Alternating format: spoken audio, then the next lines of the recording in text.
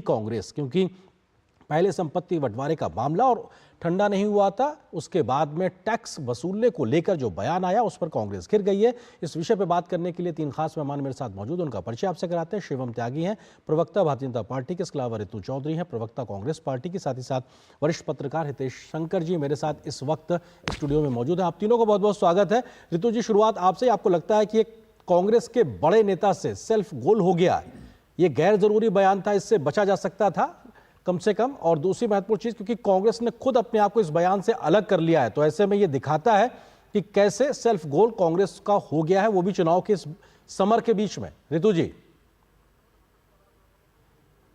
संभवतः रितु जी तक हमारी आवाज नहीं पहुंच रही है। शिवम त्यागी का हम रुख करते हैं। शिवम जी, क्योंकि आपको बैठे बैठाए एक मसला मिल गया है बीजेपी को, तो अवसर, एक आपदा में अवसर वाला मामला, क्योंकि आपको उस तरीके से ट्विस्ट करना आता है, तो एक बैठे बैठाए एक मसला कांग्रेस ने ही आपको दे दिया चुनावी समर में। शिवम जी। जी, एक तो आपको नए स्टूडियो की बहुत बहुत शुभकामनाएं, और हितेश जी को देखकर भी बहुत अच्छा लगा। आपके नए स्टूडियो में सब कुछ नया नया है, चारों तरफ भगवा भगवा है। और जहां तक आपने कहा कि भाई नया ये सब विषय मिल गया, पहली बात तो ये कि रितु जी के पास आपका जवाब देने के लिए कुछ होगा नहीं, इसलिए आवाज तो उन तक गई, लेकिन जवाब देना उन्होंने उचित नहीं समझा। नहीं, संभवतः अभी आवाज नहीं आ रही होगी, वो देंगे जवाब। आपने चुनावी समर की बात की। मैं एक ही चीज कहना चाहता हूँ, ये कोई कोइंसिडेंटली कुछ नहीं हो रहा है। अगर आप समझते हैं कि ये इत्तेफाक है, बिल्कुल नहीं। आप सीरीज ऑफ एविडेंस देखिए ना किस तरीके से। सबसे पहले मैनिफेस्टो बनाया जाता है। मैनिफेस्टो में सबसे ज्यादा महत्वपूर्ण इंसाइट जो गांधी खानदान के सबसे करीबी और इंडियन ओवरसीज कांग्रेस के अध्यक्ष है सैम पित्रोदा, उनका एक जो है उनका एक से है। उसके बाद राहुल गांधी कहते हैं जो है रीडिस्ट्रीब्यूशन ऑफ वेल्थ करेंगे। उसके बाद जाकर वो रैलीज में कहते हैं, खासतौर पर उन्होंने तेलंगाना में एक रैली में कहा कि भाई मैं वेल्थ रीडिस्ट्रीब्यूट करूंगा, और सब देखेंगे कि सोशियो इकोनॉमिक सर्वे कराने के बाद किस पर कितना है और कितना जाना चाहिए। इसी बात को रिपीट करते हुए श्रीमती प्रियंका वाड्रा जी ने भी वो कहा। आज जब ये सैम पित्रोदा कहते हैं, तो आप मुझे एक चीज बताइए, मैं आपसे पूछना चाहता हूं, 55% दे देंगे आप सरकार को मरने के बाद, 45% में जो हालात चल रहे हैं, जो हिंदुस्तान में तीसरे नंबर का लैंड बैंक लेकर बैठा हुआ है जो है आपका, उसको दे देंगे आप, और बचा कुछ भी नहीं। मतलब 55 चला गया आपका सरकार के पास, 45 चला गया वक्फ बोर्ड के पास। तो ये जो ओबीसी है, ये जो एससी है, ये जो एसटी है, ये जो बाकी सब लोग हैं, उनके बच्चे क्या भीख मांगेंगे सड़क पर? मैं सिर्फ एक ही चीज पूछना चाहता हूं, जिस तरह की स्थितियां सरकार इन्होंने बनाई हैं, चाहे अभी आप रिसेंट की ही बात कर लीजिए, कर्नाटक में आपने देखा होगा किस तरीके से 85 जातियों को जो है मुस्लिमों की, वो सारी की सारियों को घुसा दिया गया है ओबीसी वर्ग में। वहां पर 930 जो है मेडिकल पीजी की सीटें थी, उसमें से 150 आरक्षित कर दी मुस्लिमों के लिए, यानी कि 16% तो मुस्लिमों को उसमें दे दिया, 4% आपने तेलंगाना में दे दिया। देश में आप कहते हैं कि ठीक है शिवम जी, आप जो आरोप लगा रहे हैं, जरा रितु जी से हमारा संपर्क हो गया है जी, प्लान है। ठीक है। मैं रितु जी, अब तक अगर मेरी आवाज पहुंच रही है, पहले संभवतः आप तक आवाज नहीं पहुंच रही थी। सीधा सवाल यही कि क्या कांग्रेस से सेल्फ गोल हो गया है? सैम पित्रोदा का यह बयान चुनाव के बीच में बैठे बैठाए एक मसला और मुद्दा दे दिया है। देखिए, पहली बात तो मैं आपको ये बता दूं कि सैम पित्रोदा ने ऐसा कोई बयान दिया ही नहीं है। ये पूरी तरह से झूठ जो है भाजपा राजनीतिक सेल के द्वारा फैलाया जा रहा है। उन्होंने जो बयान दिया वो यूएस के संदर्भ में दिया, भारत के संदर्भ में नहीं दिया, और उसको मोड़ तोड़ के जो प्रधानमंत्री जी जिस प्रकार का झूठ जो है इस देश में फैला रहे हैं और इस देश की भोली भाली जनता को मूर्ख बनाने का प्रयास कर रहे हैं। पहले तो ये बात सैम पित्रोदा जी का खुद का बयान आ जाए कि ये मैंने भारत के संदर्भ में नहीं कहा, ये मैंने यूएस के संदर्भ में कहा। दूसरी बात, अगर सैम पित्रोदा का कोई बयान आता है तो उसका इंडियन नेशनल कांग्रेस से कोई लेना देना नहीं है, वो इंडियन नेशनल कांग्रेस का बयान नहीं है। क्या इस प्रकार का बयान क्या हमारे मैनिफेस्टो में है? क्या हमारे हैंडल से दिया गया? लेकिन ये उनकी पर्सनल राय हो सकती है, लेकिन ये कांग्रेस का बयान नहीं है।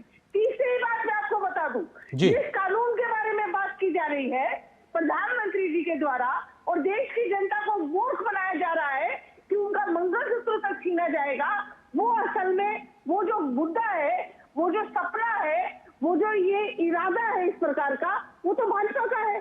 क्योंकि ये जो है इन्होंने 2014 में बोला कि हम लोग जो है ये कानून जो है टैक्स वाला ये लाना चाहते हैं। इन्होंने 2017 में बोला, उसके बाद 2018 में बोला, उसके बाद 2019 में बोला। तो इस तरह के जो खतरनाक इरादे जो आप रितु जी ये कह रही हैं कि बीजेपी इस प्रकार के टैक्स को लेकर आगे बढ़ना चाहती है, और सैम पित्रोदा जी का जो बयान है वो था ही नहीं, वो आप जो बात कह रही है कि अमेरिका के कानून को बता रहे थे, इसमें कोई दो राय नहीं, बीजेपी खुद कह रही है, बट उन्होंने कहा कि इसकी चर्चा करने की जरूरत है और इस प्रकार का कानून आता है तो अपने आप में एक समान वितरण हो पाएगा। हितेश शंकर जी हमारे साथ में मौजूद है, वरिष्ठ पत्रकार। हितेश जी, आपको लगता है कि ये एक ऐसा मामला और सिलसिलेवार तरीके से चीजों को जोड़कर जनता के सामने रखना कांग्रेस घिरी हुई दिखाई पड़ रही है सीधे तौर पे?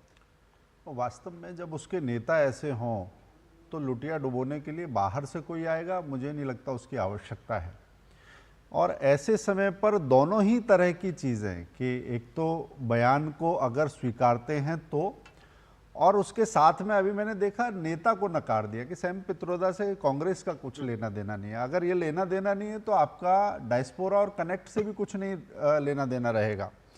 दूसरी बात, ये जो बयान है ये भी अधकचरा किस्म का बयान है। अमेरिका की जो बात कही वो ज्ञान आयोग का ऐसे व्यक्ति को मुखिया बनाया गया था। बड़ी अज्ञानता की बात है कि अमेरिका में 50 राज्य हैं, 6 राज्यों में इस तरह का एक कानून है, उसमें भी कई शर्तें और नियम उसके अलग तरीके के हैं। उसको उन्होंने जिस तरीके से रखा, और वास्तव में भारत में जो चुनाव हैं कांग्रेस का घोषणा पत्र बनाने में वो शामिल रहे हैं। उन्होंने कहा कि विचार अच्छा है, तो इसका कॉन्टेक्स्ट, इसका संदर्भ बिंदु क्या रहेगा यदि इसकी समझ सैम पित्रोदा को नहीं है समय की, तो वास्तव में उनको घोषणा पत्र बनाने वाले समय पर भी साथ कांग्रेस को नहीं रखना चाहिए था। ये नासमझी दोनों जगह से हुई है जी। दूसरी बात कि अगर इस विचार के पीछे का कितना समृद्ध आइडिया है, अगर ये बात करें तो अपनी राजनीतिक पूंजी खो चुका जो वामपंथ कांग्रेस को इस समय निचोड़ रहा है, तो रोज नए नए तरीके के इस तरीके के विचार आ रहे हैं, चाहे आर्थिक सर्वेक्षण की बात हो, चाहे पूंजी के बंटवारे की बात हो। और अगर वास्तव में इस विचार में दम होता और कन्विक्शन होता तो मुझे लगता है कांग्रेस का बेड़ा तो इस विचार ने ही पार कर दिया होता, क्योंकि संपत्ति अगर नेहरू जी के बाद ही बट गई होती तो आज हेराल्ड केस का जो प्रेत जो गले में लटका हुआ है वो नहीं होता, वो तमाम चीजें नहीं होती। ठीक है जी रितु जी, क्योंकि ये सवाल आज का नहीं है, अब तमाम तथ्य पब्लिक डोमेन में सामने आ रहे हैं। यूपीए 2 के समय 2011, 12, 13 के समय में प्लानिंग कमीशन की बैठकों में इस विषयों पर चर्चा हुई थी। उस वक्त के वित्त मंत्री चिदम्बरम साहब ने इस बात को बैठकों में रखा कि साहब कैसे इस प्रकार के टैक्स पे आगे बढ़े जाने की जरूरत है। तो अपने आप में कांग्रेस की ये सोच रही है, ये मौजूदा सिर्फ सैम पित्रोदा जी का बयान नहीं है, ये पहले से दिखाई पड़ता है, ये एक तथ्य है पब्लिक डोमेन में। देखिए सिंह साहब, आप बार बार एक चीज पर जोर दे रहे हैं। कांग्रेस तो वो पार्टी है जिसने ये कानून को खत्म किया था राजीव गांधी के समय में। कांग्रेस तो वो पार्टी है जो इस भारत को, देश को आगे ले जाना चाहती है। ये वो पार्टी नहीं है जो पूरे देश की संपत्ति को केवल 22 लोगों के बीच में बांट दे।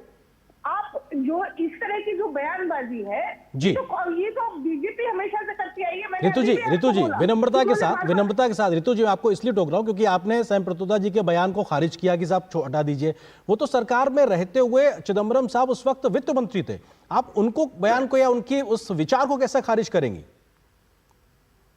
देखिए ये जो बयान है ये भाजपा की तरफ से आधिकारिक तौर पे आया कि इस प्रकार का जो है जो ये इस प्रकार का सिस्टम लाना चाहते हैं कि लोगों में घरों में झांक के रही सही जो संपत्ति रह गई है उसको भी छीन ले और उन अमीरों को, अडानियों को दे दे जी। ये जो ख्याल है ये भाजपा का है।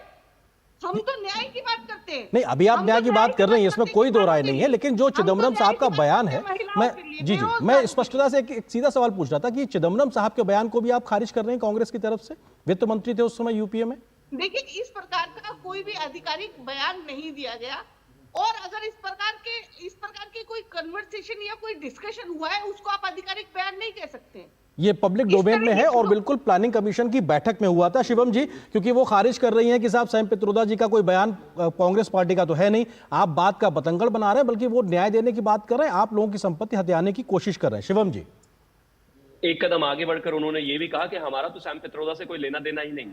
आज ये इंडियन ओवरसीज अध्यक्ष को नकार रहे हैं, कल ये अपने अध्यक्ष को भी कह देंगे कि उनसे भी हमारा कोई लेना देना नहीं। बिल्कुल ठीक कहा आपने। प्लीज आपने शुरुआत में ऐसे बोला। जी रितु जी, मैं आता हूं आपके पास। रितु जी, मैं आता हूं आपके पास। रितु जी, मैं आ रहा हूं आपके पास। रितु जी, मैं आ रहा हूं आपके पास। शिवम जी को अपनी बात कहने लेने दीजिए, मैं आ रहा हूं आपके पास। जी प्लीज इस तरह की भाषा को लाभ नहीं है उससे। रितु जी प्लीज देखिए, अब आप बात को फिर वो बतंगड़ वाला स्थिति मत बनाइए ना। वो आपने कहा, वो अपनी बात रख रहे हैं। जी शिवम कहिए अभी अपनी आप राहुल गांधी और अपनी बात कर रहे हैं तो बात अलग है। मैं सिर्फ एक ही चीज कहना चाहता हूं कि देखिए, आप पी चिदम्बरम जी बोले, उन्होंने भी कहा कि सीएए जो है हम उसको रिपील करेंगे। अब ये कह सकते हैं कि नहीं नहीं वो भी मैनिफेस्टो में नहीं है हमारे। राहुल गांधी जो बोल रहे हैं, प्रियंका गांधी जो बोल रही हैं, पी चिदम्बरम जो बोल रहे हैं, मल्लिकार्जुन खड़गे जो बोल रहे हैं, सैम पित्रोदा जो बोल रहे हैं, ये सब फ्रंटलाइन लीडर्स है भाई। ये नेता हैं जिन लोगों ने मैनिफेस्टो बनाने में, पार्टी बनाने में, पार्टी के महत्वपूर्ण पदों पर रहे हैं। और एक होता है कि एक बात को बोलना और एक होता है एक बात को रिपीट करना, उसको टाइम एंड अगेन लगातार बोलना, और आप उसके बाद आप अगर कहें कि नहीं नहीं ये तो हमारे मैनिफेस्टो में नहीं है। मैनिफेस्टो में तो 1000 चीजें नहीं थी आपके। मैनिफेस्टो में तो बहुत सारी चीजें नहीं थी आपके। मैनिफेस्टो में तो आप ये भी कहते हैं कि हम ओबीसी को आगे बढ़ाना चाहते हैं, दलित और पिछड़ों को उनका हक देना चाहते हैं, लेकिन सच्चाई अलग है बिल्कुल उसके। कर्नाटका में आप दलितों ओबीसी का हक उठाकर जो है उल्टा मुस्लिम्स को दे रहे हैं। इसके अलावा तेलंगाना में आप 4% जो आरक्षण दे रहे हैं वो मुस्लिम्स को दे रहे हैं। लेकिन जो आप मैनिफेस्टो में कह रहे हैं वो बिल्कुल उसका उल्टा कर रहे हैं।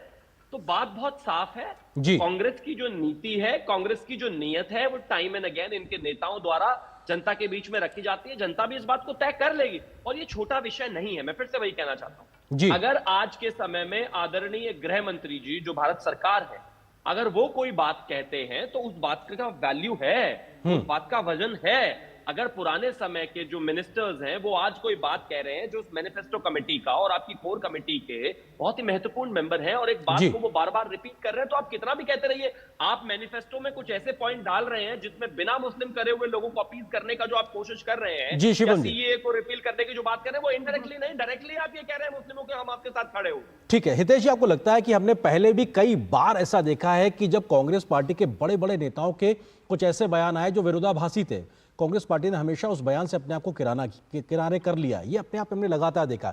आज फिर वही एक प्रकार से प्रक्रिया दिखाई पड़ी है सैम पित्रोदा के बयान के बाद में। अभी जिस प्रकार से ऋतु जी भी इस बात को स्वीकार नहीं रही है कि चिदम्बरम साहब ने भी इस बात को रखा था प्लानिंग कमीशन में। देखिए, मुझे लगता है कांग्रेस के पास अपनी भूल सुधारने का मौका है। आज कांग्रेस को स्पष्ट कह देना चाहिए कि चिदम्बरम और सैम पित्रोदा, इन दोनों के विचार, इन दोनों के ज्ञान, इनकी समझ सूझ, इसका कांग्रेस से कोई लेना देना नहीं है। अगर कांग्रेस में हिम्मत है और वास्तव में वो जो आज स्टैंड ले रहे हैं वो केवल राजनीतिक भंगिमा नहीं है, उसका सोचा विचारा कदम है, तो ये बोल देना चाहिए कि चिदम्बरम जी का विचार खारिज करते हैं हम, ये किसी विचार के लायक नहीं है। सैम पित्रोदा के विचार की कोई वैल्यू नहीं है, उनको गलती से हमने ज्ञान आयोग का अध्यक्ष बना दिया था। तीसरा एक सवाल और पूछना चाहिए कि अगर वास्तव में नीयत में खोट नहीं है तो कोटे पर चोट क्यों है? क्या अलीगढ़ मुस्लिम यूनिवर्सिटी या जामिया, कांग्रेस आज कहेगी अगर मुसलमान वर्ग जो है जी वो दलितों का कोटा वहां खा रहा है तो कांग्रेस इसे खत्म कराएगी, क्या कह सकते हैं? अगर इसमें पारदर्शिता है तो ये आरक्षण पर भी ये विषय स्पष्ट होना चाहिए कि एएमयू में दलितों को उनका हक कांग्रेस दिला के रहेगी, जामिया में उनका हक दिला के रहेगी। अगर कांग्रेस कहती है तो उस वर्ग के साथ, जिसे आप भरमाने की बात नहीं कर रहे, आप कह रहे हैं वास्तव में उनका भरोसा जीतना है, भरमाना नहीं है, तो उनको ये भरोसा दिलाइए। आज कहिए आपके एएमयू और यहां से अन्याय हटाने की लड़ाई में हम साथ हैं उनके साथ। बिल्कुल। एक सवाल ये भी खड़ा होता है कि जो आप कह रहे हैं उसको स्पष्टता से कहें और उसके साथ खड़े नजर आए। ये अस्पष्टता कहीं ना कहीं चुनाव के बीच में भारी ना पड़े। फिलहाल वक्त इतनी अनुमति दे रहा, आप तीनों मेहमानों का बहुत बहुत शुक्रिया इस विषय पर हमारे साथ जुड़ने के लिए, विस्तार से बात करने के लिए आप बहुत बहुत शुक्रिया। और यहाँ पर एक छोटे से ब्रेक के लिए रुकेंगे, बहुत जल्द हाजिर होते हैं कुछ और खबरों से आपको रूबरू कराएंगे।